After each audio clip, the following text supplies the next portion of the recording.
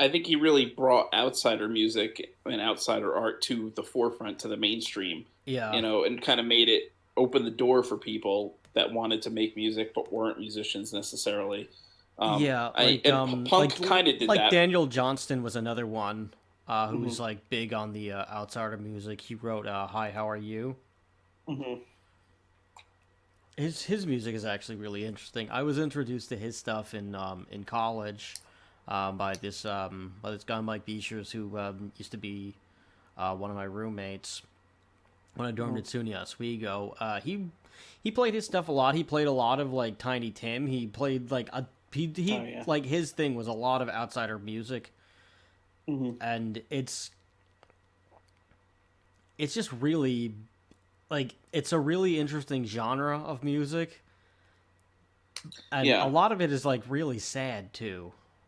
Yeah. Well, again, it tends to be a lot of people that are mentally ill or prisoners, that kind of thing, that are using it as kind of like an escape from the shitty lives that they have because of whatever is going on, either being in prison or some kind of mental illness or that kind of thing.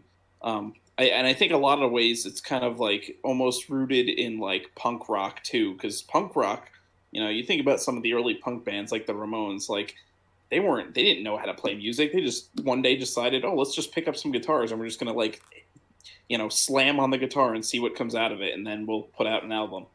It's like, I guess punk rock probably is a little bit more musicianship than outsider music, but like it's still kind of like the same mentality of just like, I'm just gonna pick up an instrument and play because I want to, and Right. And they're not necessarily learning the instrument.